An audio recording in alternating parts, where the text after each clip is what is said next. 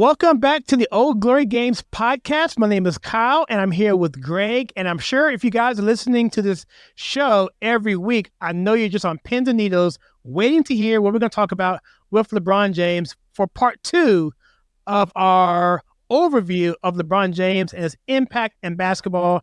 And today we're going to talk about maybe not so much the nice stuff we talked about last time, which we, by my own shock, found a lot of positive things to say about LeBron. But today, I don't think so much, for me at least. What do you think, Greg? Where's LeBron James for you in terms of his place in basketball, and what are some of the things about him that may not be the best thing that you feel he contributes to the game? Well, I think to the game itself, as you mentioned in the last episode, I believe it's probably more of a product of how the rules are today and how the game is played today. Of course, he really gets knocked for all the flopping he does. It's embarrassing. He's 6'8", 260 and built like a Mack truck. But if you blow on him, he just falls over head over heels to draw a foul. The NBA, and I'm not sure if it was because of him, but I'm sure he probably contributed at least to inspiring the rule about flopping. And if the referees decide that you flopped, you get a technical foul, I believe, and you might even get fined. I'll have to look that up, but there's certainly a penalty for flopping. And he's one of the world's best or worst, or however you want to look at it. But I think that's very unnecessary and puts him in a bad light. Now, if he had played in the 90s, he'd really and truly get knocked over like that for sure. There would be no flopping. No, that would be him getting knocked to the floor. So I think that part of his game, and I think, looking over, I think, recent history, he's been criticized some for either not knocking down clutch shots or passing up clutch shots. And I wouldn't necessarily knock him for that. I mean, if you've got another guy that's wide open and you have confidence in him, pass it to him.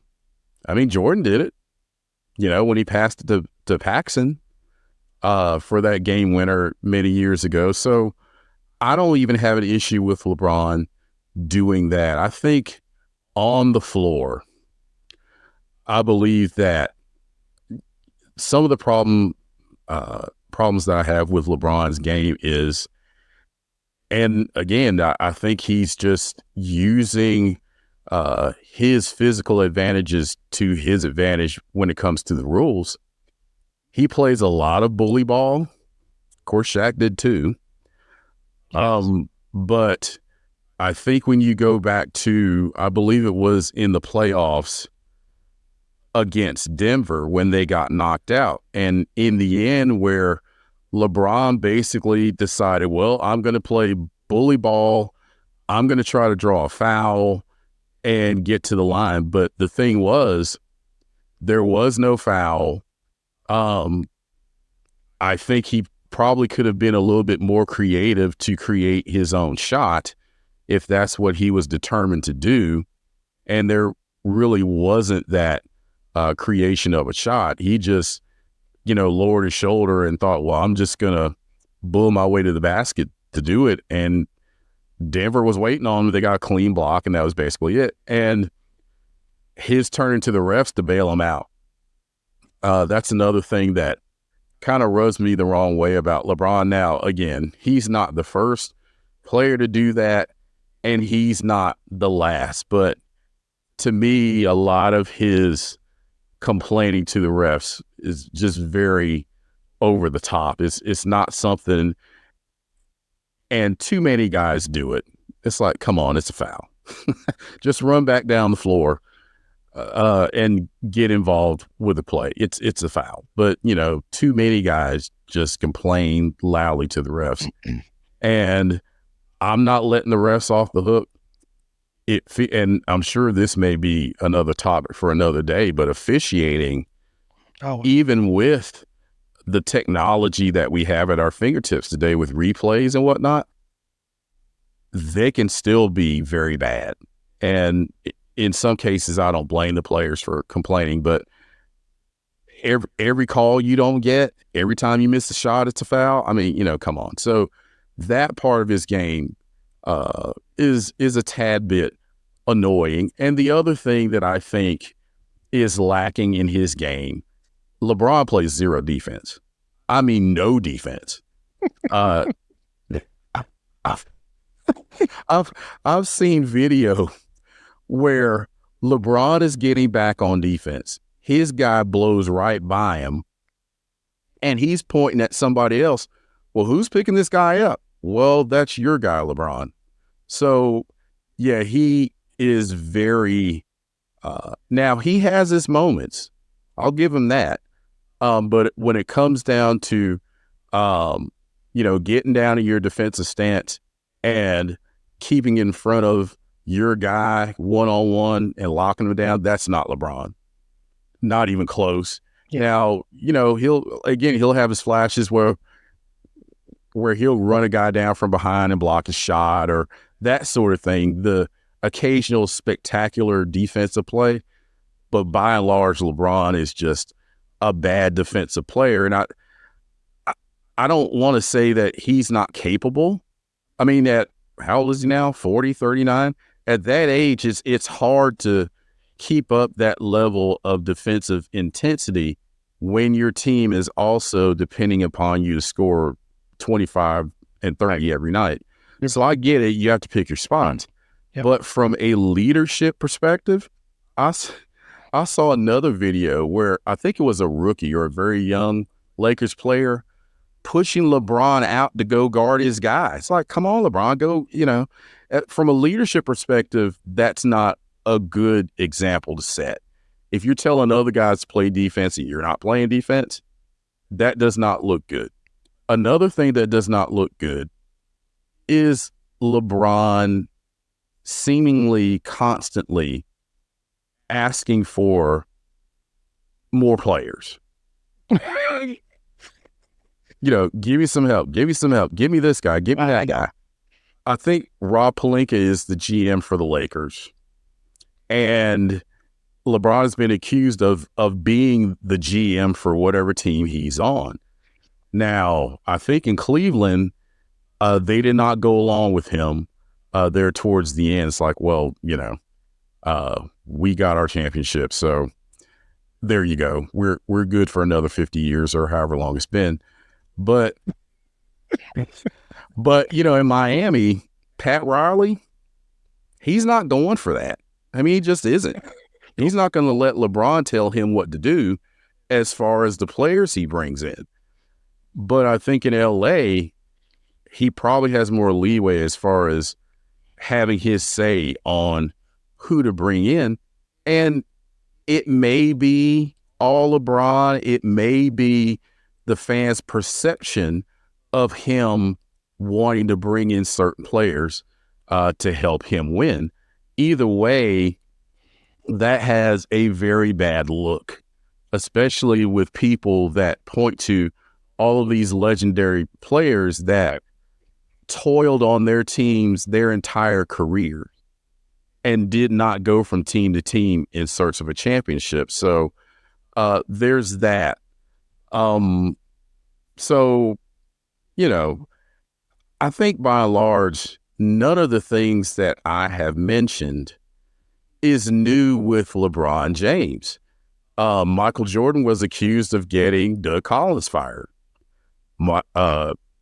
Magic Johnson was accused of getting Paul Westhead fired. I mean, players that have that much pull, they can do that, either whether it's implied or just blatant as far as them wanting them gone. They have enough stroke to get it done. So LeBron's not the first if he's guilty of any of those things. I just think with social media being as prevalent as it is, and all of these sports talk shows, podcasts like this one, where people are talking about it a whole lot more.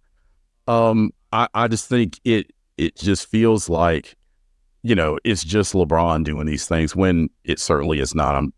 Other players have done some of the same things, but those are the things that kind of rub people the wrong way about LeBron. And who knows, he may not be, nefarious about these things. It may just look like, well, that's what he's trying to do.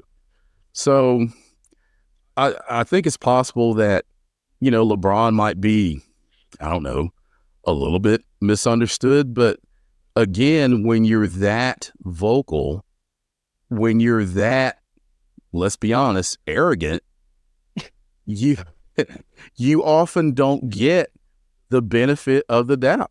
When you go around telling people you're the GOAT, and you're seeing, you've been seen celebrating, and I think there's one video where it looks like he's putting a crown on his head. Now, I don't know if that's actual footage or somebody fiddle with it or what. It is the internet, so you can take it with a grain of salt. But there have been other situations where he has suggested and even come out to say, yeah, I'm the GOAT, and I proved it, and this and this, that, and the other thing. And going back to what he's been saying about his son, I get it that he wants to play in the NBA with his son. What father wouldn't? I mean, I don't blame him for that. But when you come out and say Bronny can play for the Lakers right now, you just kind of insulted every guy on the bench on the Lakers. Seriously. I think you're right. Yeah. So what does that say about your teammates? That's not a very flattering compliment or comment to make about them. And looking at his son's game, I'm thinking, there's no way this kid's NBA caliber. And I'm not knocking him. You've got to be pretty good to play for USC. They're not having a great season, but you still have to be pretty good to play at that level. Yep. But I'm sorry, if you're not starting and you go 2 games where you don't score any points, I don't know that there's going to be a place for you in the NBA. Now, I'm speculating, but I'm not the only one. LeBron is probably going to tell teams that are interested in his services moving forward, if you want me, you got to have a spot for my son. And again, I don't even think that's nothing new, because look at Giannis. His brother is on that team. He has no business being on any NBA roster. I mean, he's a decent player, but, come on. I think we can both safely say that his brother's on the team because Giannis wants him there. Or the Bucks perceive that we need to have his brother on the team to want Giannis to be in Milwaukee. So even this is nothing new. But I feel like LeBron just tries too hard sometimes with some of the things that he says, and it just comes out very badly. But, back to his on-court performance, at his age, for him to put up these numbers, I don't care in what era, that is amazing to me. And, by and large, he hasn't had a ton of injuries. Now, he certainly hasn't played all 82 games very much in his career. But by and large, LeBron has been fairly healthy. And to play the tight game he does at his size, I'm surprised he has not been injured more, especially later in his career. Look at Kobe. He was kind of injury prone there late. And some other guys that get older, they just seem to be nicked up more. But LeBron seemingly has been able to avoid that. But yeah, there's certainly things on the floor that kind of annoy me about the way LeBron plays. But, you know, by and large, I think his ability and his accomplishments should overshadow those things. Now, when you make enough gaffes or enough just amazingly bold and brazen and arrogant statements, those are going to get the attention, sometimes more than what you're doing on the floor. So I think he needs to be a little careful about that. But overall, I mean, you know, a lot of the things that he said and done is not the first time an athlete has said or done any of those things. So, but it's LeBron, and he gets a ton of press and a ton of attention, so it just seems like it's worse. But you know, sometimes it isn't. It's just him. So. Yeah, I think you hit a lot there, and I first want to thank you for hitting all the spots. I had utterly forgot about the flopping. I had more or less forgotten about the bully ball playing, and I definitely forgot about him asking for more players. So that's why I was laughing while you're talking. I'm like, I totally forgot that. I'm talking about the issues that really irritated me on a cultural level, on a human level, but that just makes me more irritated with him. But I think what you said about the arrogance, and by the way, let's just be clear.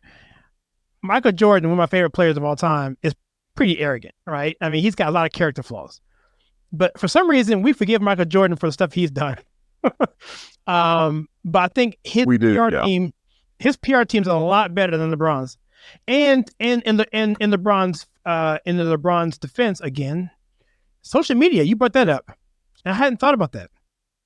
You know, social media is a whole different ballgame in terms of interaction with the media, and people protected players back then. When they knew that, I'll tell you some stories, Greg, off air. I won't mention here that I have sourced that I won't even mention here, but the media protected these players back in the day, and for whatever reason, but social media, they really can't protect all the time because everybody's got a full studio in their pocket, you know, with the cell phones. So, and that's also his defense too. So, but I think I mentioned this prior to the last break was, and you mentioned this, the bully ball. I won't hone in on that, but my big problem with him is probably, like you said, a product of the rules of the game. And I said at the last break that he probably came along at the right time to take advantage of that, in addition to his frame, in addition to his court awareness, and in addition to his ability to share the ball.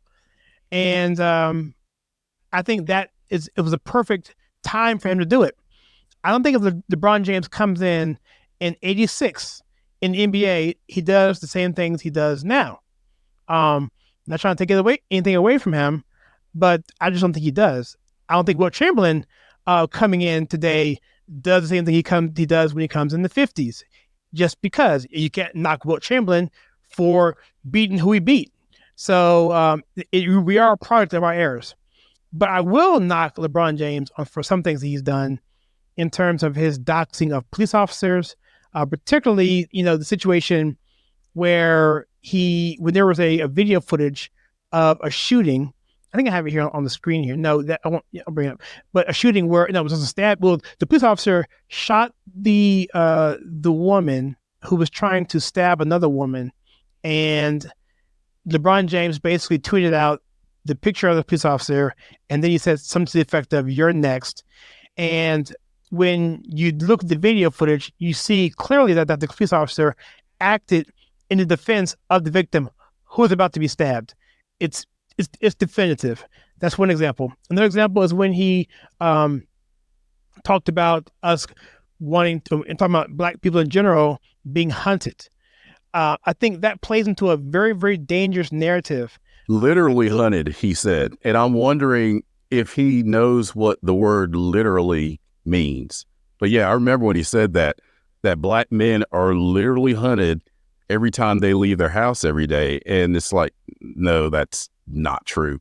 You're an example of that. So, but yeah, I'm sorry to interrupt, but yeah, he said literally, and that's, absolutely not true. Yeah, I'm glad.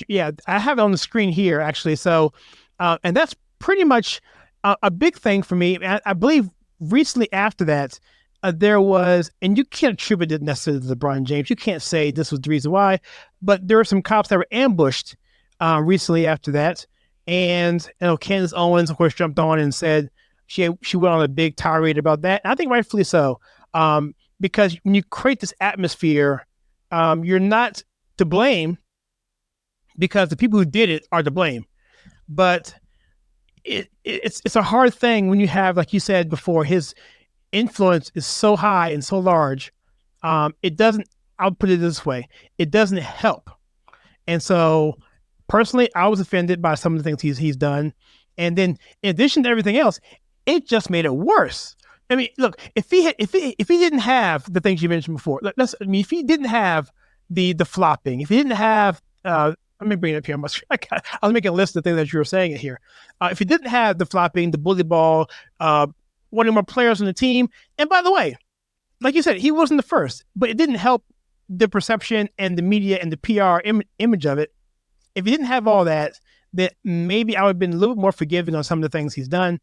And by all means, I mean, his game, you really can't say much about it because when he wanted to win, he would win.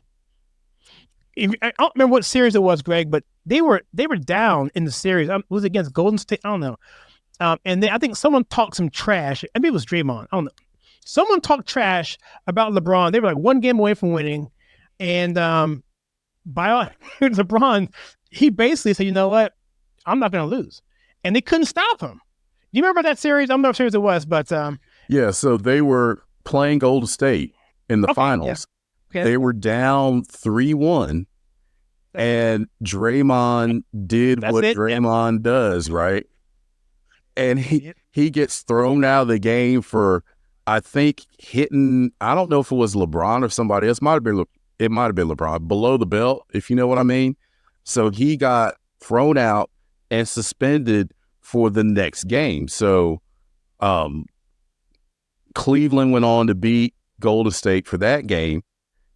They beat them the next game, and a lot of people say, oh, well, that's just because Draymond was suspended. Okay, well, what about the next two games? What was the excuse then? No, I agree. LeBron basically, I think that inspired everybody, because once they got down 3-1, I'm like, yeah, this is not looking good. This is not looking good. And this was back when I think Golden State, they were probably at the peak of their powers at that point. I don't know that anybody thought anybody could beat them. They were on a roll for sure. And once they were down 3-1, I'm thinking, yeah, this doesn't look good. But that incident, I think, fired everybody up. And LeBron led them. It's like, yeah, guys, we can do this one game at a time. And that's what they did. And even late in the game, the deciding game 7, when it was close, you just thought, well, I'm not sure if they're going to be able to close this out, pull this off. And I want to say they were on the road, I think, when they closed that out. So you had all of that against them. They maintained their composure and they closed the deal. And that was just phenomenal and very impressive. And the scene after, when he's hugging Kevin Love and the celebration, I mean, that was a classic moment. And LeBron can certainly point to that and say that, yes, in my campaign to be the GOAT, here's proof. And I'll give it to him. I mean, that certainly, to me, tops as far as, his resume. for being the GOAT, if you want to make that argument. But yeah, he was very impressive in that series, and they overcame a lot because coming back down 3-1 against Golden State, that's a major accomplishment, and he led the way. So yeah, kudos to him on that. Yeah, I'm pulling up the actual series. So the game looked like the game 7 was at Golden State, yeah, and they won by 4. So yeah, so so that was what I was, because I hated LeBron James. I mean, I'm hating, not in the human terms, just sports terms. I hated LeBron James, and I just knew why did dude, why can't you not make him angry? Because a passive LeBron James is pretty much the only way you're going to win. I mean, a LeBron James is unmotivated, whatever. But a LeBron James who is motivated and at his prime to win with these rules, he's gonna destroy anybody. I say these rules because if it had been Rick Mahorn, if it had been Lambeer, they would have murdered him. But because the rules are the way they are now, they wouldn't have. That's just what it was. But but again, that's not his fault. It is what it is. But and another thing I would say about LeBron, and this isn't necessarily his fault, it's the media shilling so hard for him. And I'll lead into the GOAT question next, and I'll lead into your list as we talked about last week. But just the push to make him, personally, I think better than he really is. But after listening to you, I really can't fault him for it. So it comes down to the argument of, do you fault the person for being the area they are, for being great, or do you hurt the person for being in a soft era when he probably wouldn't have been that successful in a prior era? Whereas Jordan would probably say, you separate the two out and you don't judge them, you keep them separate. But how do you have that argument? And with that being said, I'll let you give me your perspective of where you see LeBron in terms of all time. Sure. So my list, and I actually came up with this a little bit earlier today, and I have Jordan number 1. I think he's number 1 for a lot of people. And for maybe younger people that did not have a chance to see him play, go pull up some of those videos. Look at him. Watch entire games in the finals, in the playoffs, where he hits the winning shot against Cleveland in the playoffs, where he eliminates the Pacers and the Knicks, and I believe they swept the Lakers, the first title they won. Go back and look at all of those different videos and clips and whatnot. I feel like what he did and how he did it speaks for itself. I've got Wilt Chamberlain at number 2. I have Kobe at number 3. Now, I will say, until recently, I didn't have Kobe ranked that high. As a matter of fact, it wasn't that long ago when I had LeBron ranked over Kobe. But I think part of it was bias because I didn't like Kobe as a player. I just didn't. I didn't either. Yeah, he rubbed me the wrong way, and I just did not like him. But as I'm further removed from his playing days, and I look back at some of the comments and quotes he made and all of what he tried to do to play every game he could, he played hurt and all of that.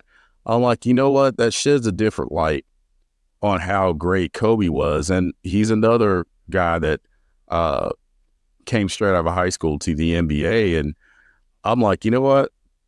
To me, when you look at his body of work and the way he closed out games, it's like you just couldn't stop him. And I just feel like, when I look back on what he did throughout his career and just his mentality, I'm like, I've got him at number 3. Oscar Robertson, I have him at number 4. The man averaged a triple-double. I think Oscar does not get the credit he deserves because he played in an era where, a lot of people may not have seen him play, especially fans of today. But you talk to the guys that played during that era, they'll tell you Oscar Robertson was no joke. So I have him at number 4. I have Larry Bird at number 5. Larry Bird, to me, and he's risen on my list over the years. If you look at his numbers and compare them to LeBron's as far as averages, his numbers overall are better. Now, total numbers, no, because Bird, I think, only played 12 seasons or whatever. And the last season or two, he had back issues, so he wasn't quite as effective. But just the intelligence and getting the most out of his limited athletic ability, but just super smart, super competitive, just an outstanding player at 6'9", able to, pass the ball like he did and just do all of the things that you need a guy to do to help, his team win those championships and win those big games. So I have Larry Bird at 5, and I have LeBron at number 6. So I know different people have LeBron in different places. Some of them have him at number 1. Some people have him at 10 or just whatever it is. But as I've taken a fresh look at it, I have him coming in at number 6. Yeah, that's a pretty good list. I don't have a GOAT list. I guess I do have a list of my favorite starting fives and backup starting fives, and I will cover that. And I think the reason why I do it this way because if I had to pick someone who would be on my team, I think I would do that. It gets me off the hook. That way I can put different people on there and keep them off because they're not in the right position. But my starting 5 would be Michael Jordan at the, I guess I would put him at the 2 spot. I'd put Magic at the 1 spot. I'd put Bird at the 3 spot. I'd put Moses Malone at the 4 spot, and I'll put Akeem Olajuwon at the 5. And I think what that gives you, what you fail to have there is probably quickness. But if you take a prime MJ, I think he can cover that by himself. I think Magic being the point guard, there's no one who can match up with him at the point, especially if we're playing 80s, 90s rules where there was no zone. You had to play man to man. That's a serious matchup problem for anybody. And Akeem, defensive, ridiculous, and Moses Malone was just an all-around type person there. My second squad, I'd have Kobe come in for Michael. I'd have help me out. Who's the 4th spot for the San Antonio Spurs? Played for Duncan. Duncan, yeah. Had Duncan come in. I have John Stockton come in as the 1. I think he's probably the greatest point guard in the modern era, outside of Magic, of course. I think he's so underrated. Stockton. And let me see, let me think. I might bring in a Barkley for the attitude.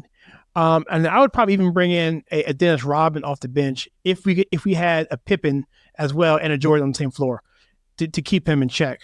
But my point is, I wouldn't have LeBron on the team only because of not what he brings to the floor in terms of his talent ability, but in terms of what he brings in the locker room. That would be what I would be afraid of. Most of is the chemistry of that particular team. So, what are your thoughts of?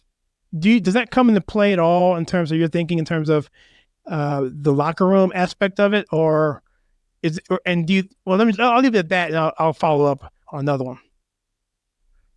Sure. So some of that may come into play. I think LeBron has been accused of not making his teammates better.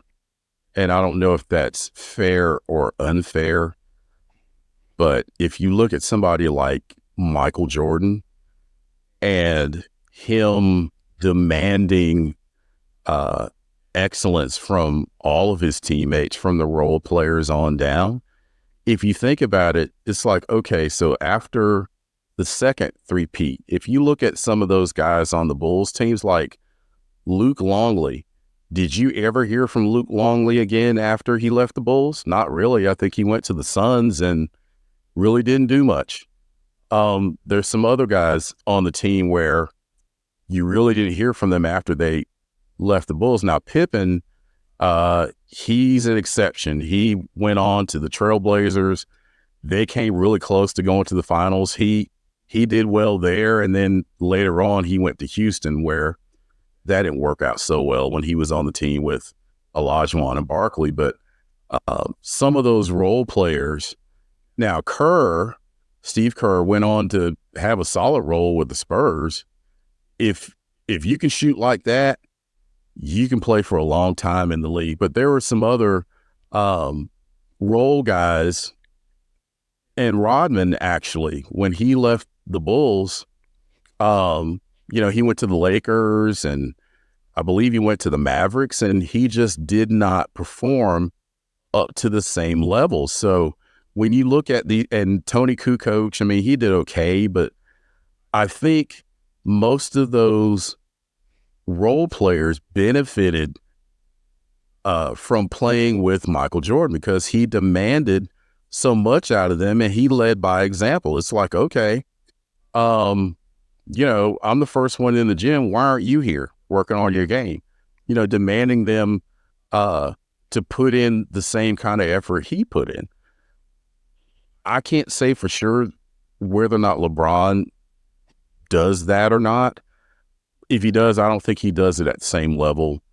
And I don't know that you can point to LeBron and say, yeah, LeBron makes this guy better or that guy better. Now, I will say, with his passing and some of those other things, that certainly helps.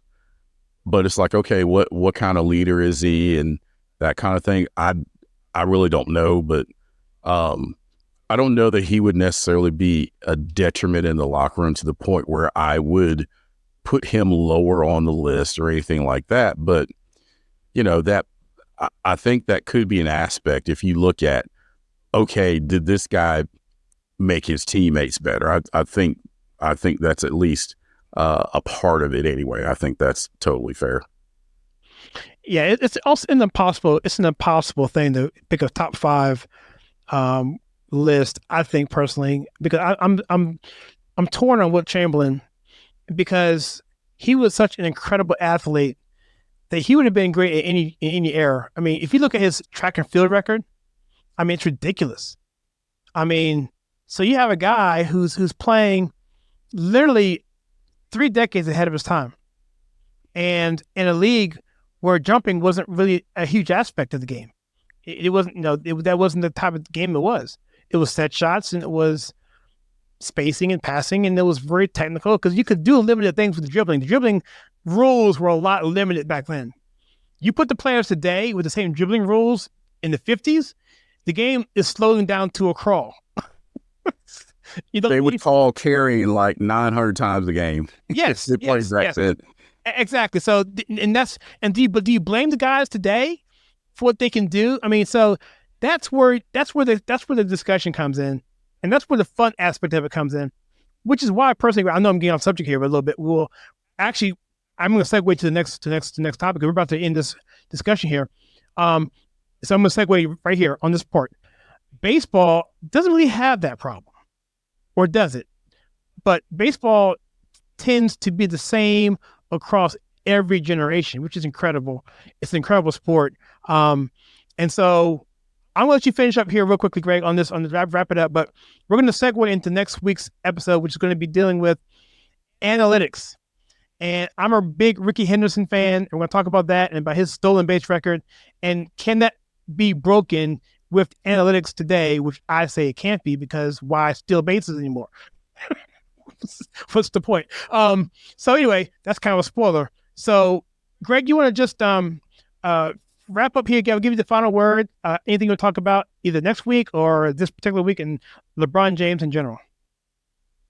Sure. So I think it's very difficult to compare players across different eras.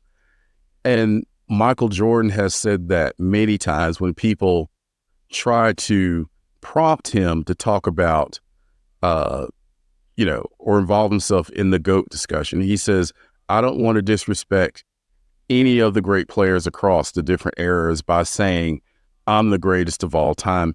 It's really too difficult to compare players across different eras. A lot of it is subjective, it's all opinion and that sort of thing. So, but it's a fun topic of discussion because it can get passionate, it can get heated, and just hearing people's views and perspectives, it's very interesting. I think LeBron, where he falls as far as the history of the game, I think he needs to leave that discussion to other people. Right. Don't worry about whether or not people think you're the GOAT. Just go out there and play your very best and do your best to play at as high a level as you possibly can, and let your game speak for itself. You shouldn't have to campaign to be the GOAT. That's going to be up to other people anyway. I will say a little bit about analytics. I know baseball is heavily driven by stats anyway. It has been for decades. So the idea of analytics or sabermetrics, which I think is pretty much analytics focusing on baseball, I think it's deemed to be a fairly new approach to be even more driven by statistics and formulas and computer generated type strategies as to relying more heavily on the numbers as far as making decisions. Now, it has its place. Like I said, I don't think baseball is nearly as negatively impacted by the reliance on analytics as maybe some other sports. But first of all, you can have all the analytics you want, but if you don't have talent, you can throw a lot of that out the window. You got to have talent to win championships. I think analytics can supplement, but when you rely solely on analytics and you dismiss common sense and game situations and having a feel for where your team is at the moment and momentum and those sorts of things that are somewhat intangible, then that's risky. So everything has its place, but to me, what won games decades ago, by and large, still wins games.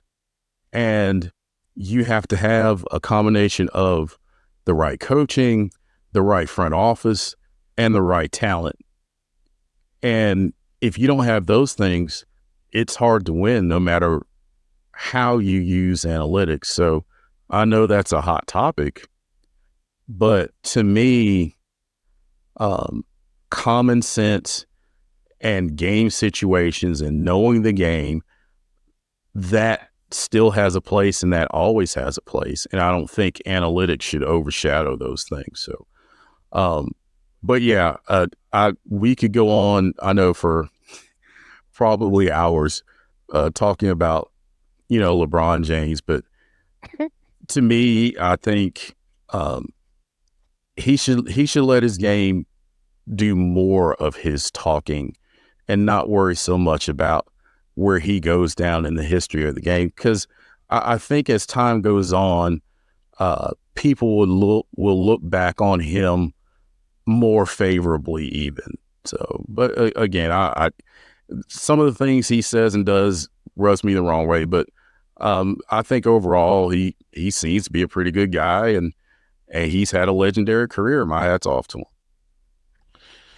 Yeah. So I feel a little bit better about him. And if he stays quiet from here on out, I'll probably forget a lot of that stuff too, because I had to look up some of that stuff too, because there's so much stuff going on. You forget, things fade out in history, and you don't remember everything as much.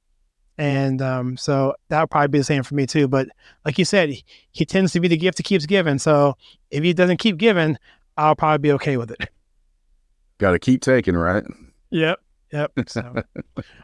All right, cool. So that's going to end our episode 3 of the Old Glory Games podcast and part 2 of our discussion on LeBron James. Next week, I think we're going to talk about analytics. I'm not quite sure yet. I think so. Maybe combine baseball and football together, because that football definitely is negatively impacted. You probably agree with that, right, Greg? I do. And some of these decisions lately in these high profile games like Detroit, San Francisco in the NFC Championship game, I think is a prime example. And even at the college level too, where coaches are just making decisions based on analytics, where even 10 years ago, most people would be like, why in the world would you do that? That's just too risky. And if it does not work, the consequences are just too great. So yeah, I would say it is impacting football in a more negative way than it is baseball. That's my opinion. Okay, well, that will be the topic for next week then. So with that being said, this is the Old Glory Games podcast. My name is Kyle. This is Greg. And you can find us on podcast.theconservativetake.com. You can go there, and we will air on Spotify, Google Podcasts, and Apple Podcasts, and of course on YouTube. And with that, we will see you guys in the next, I guess, podcast, right? Yes, right, Greg? That's right. So long for now. See you guys.